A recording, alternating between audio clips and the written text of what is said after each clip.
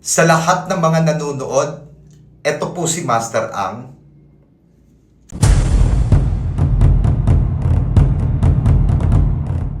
Guys, today may pag-uusapan po tayo patungkol po sa mga tao na nagpapagupit, nagpapafacial, o di kaya nagpapamassage,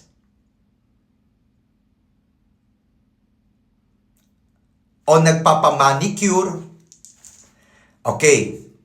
Sa lahat ng mga tao, hindi nyo po alam na kung minsan kapag po kayo ay nahahawakan ng mga tao, hinahawakan ng buhok, nagpapafacial, nagpapamassage, nagpapamanicure, at kung ano-ano pa. Hindi nyo po alam na kung minsan po yung mga taong gumagalaw sa mga katawan ninyo, hindi nyo alam na may mga tao po na negative. Maaaring hindi kayo aware. Maaaring hindi nyo napapansin.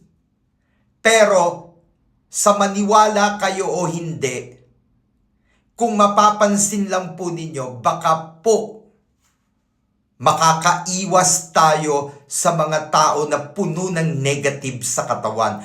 Opo, may mga tao talaga na negative. Na kapag hinahawakan ka,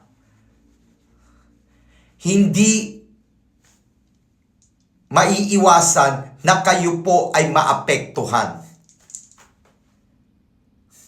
Kaya anong dapat nyong gawin kapag may mga pagkakataon na nagpagupit ka, nagpa-facial ka, at nagpamassage ka, nagpamanicure ka, at kung ano-ano pa? Anong dapat nyong gawin? Obserbahan ninyo. Kung magmula nung kayo ay hinawakan nung tao na yon, tingnan nyo kung ano ba ang mga naidudulot nung taong naghumawak sa inyo. Kasi maaaring hindi lang kayo aware, pero totoo na may mga tao talagang malas. May mga tao na puno ng mga negative. May mga tao na pangit ang ugali. May mga tao na toxic. Sobrang toxic. Paano kapag nailipat sa katawan mo ang lahat ng mga negative? Maaring hindi kayo naniniwala. Pero kapag nalaman nyo, magmula nung hinahawakan kayo ng tao na yan, baka hindi nyo lang alam na totoo pala ang sinasabi ko. Alam nyo tayo, importante aware tayo. Hindi tayo basta-basta bumabalik sa mga taong hindi naman natin alam na puno pala ng negative. Kasi marami sa mga tao hindi aware. Kaya sa lahat ng mga tao, paulit-ulit kong sinasabi, kasi makulit ako. Kasi ayoko na kayo ay maging negative. Pero sa maniwala kayo o hindi, may mga taong malas. May mga tao na puno ng problema sa buhay, puno ng kapangitan ng ugali. Opo, may mga taong pangit ang ugali. Pangit. Sobrang pangit. Hindi nyo lang alam. Hindi nyo lang kilala. Pero may mga tao na humahawak sa'yo sa buhok mo, sa katawan mo, minamassage ka, pinifacial ka, hinahawakan yung kamay mo, nagpapamanicure ka, pero hindi mo alam, marami palang problema sa buhay. May iba baon sa utang. May iba pinagbabantaan ng buhay nila.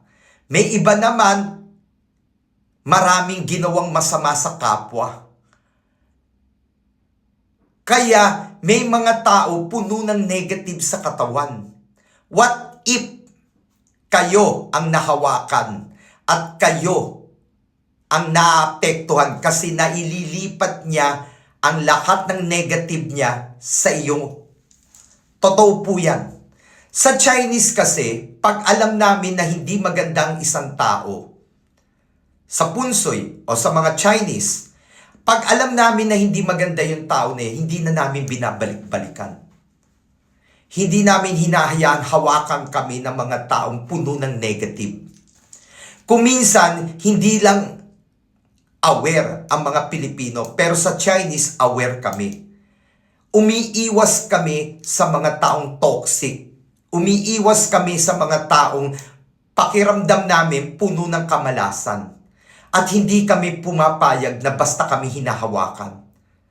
Kaya kami, masusi namin pinag-aaralan kung sino ba yung mga taong sa tingin namin na medyo positive. Pag alam namin negative, ayaw. At kung minsan, syempre, di naman maiwasan, natsatsambahan din kami, na nahahawakan kami ng mga negative, tapos nagpagupit. Halimbawa, nagpagupit ako. Tapos, magmula nung nagpagupit ako sa kanya, ang daming hindi maganda nangyayari sa akin. Parang ang daming negative. Sa susunod na magpapagupit ako, hindi na siya ang pipiliin ko na humawak at gupitan ng buhok ko. Yes, hindi na. Kasi dapat aware kayo, dapat inoobserbahan nyo. Magmula nung nagpa-facial ka, nagpagupit ka, nagpamassage ka, nagpamanicure ka, dapat inoobserbahan ninyo. Mga ilang days, dapat inoobserbahan mo. Pag alam mong positive, okay lang na balikan mo yan. Pero kung minsan kasi, hindi maiiwasan na ang tao nagbabago. Yung dating positive na hinahawakan ka, ginugupitan ka, pinifacial ka, minamassage ka, noon positive. Tapos bigla, isang araw, hindi na po. Parang ang dami na pong nangyayari sa inyong hindi maganda dahil yung taong humahawak sa iyo, nag-iba.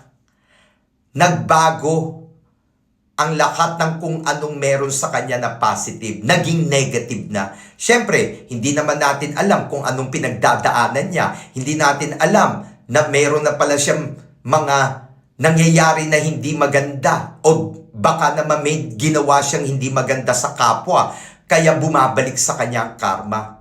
So, anong dapat nating gawin? Mag-ingat. Huwag basta-basta nahahawakan tayo ng mga kusino, lalo na buhok, mukha, katawan, kamay, at kung ano-ano pa. Minsan nagpapaputs pa ka. Paano kung malas yung tao? Uulitin ko, minsan ang tao, magmula noon, positive, maganda nangyayari sa'yo, pero bigla na lang nagbago.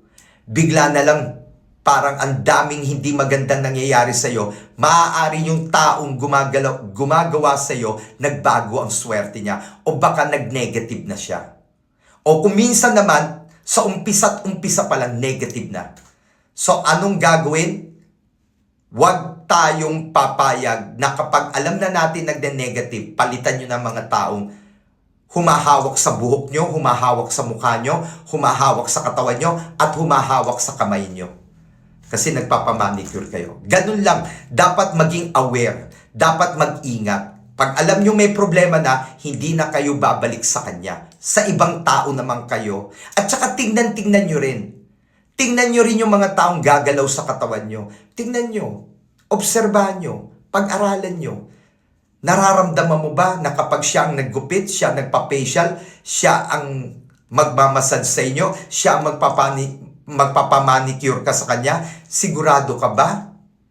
May instinct. Pakiramdaman nyo, huwag yung basta na lang kayo papahawak. Okay?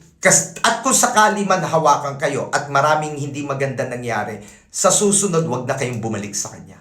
Sa iba naman kayo. Okay? So, yan lang po ay paalala lang ni Master Ang. Maaari hindi kayo naniniwala, pero ako, proven na talaga. Proven na totoo lahat ng sinabi ko kasi pinapractice ko yan. At tinuro ko rin yan sa lahat ng mga client. At magmula nun, hindi na po sila nagiging negative. Sa lahat ng mga nanood, maraming salamat at hanggang sa muli.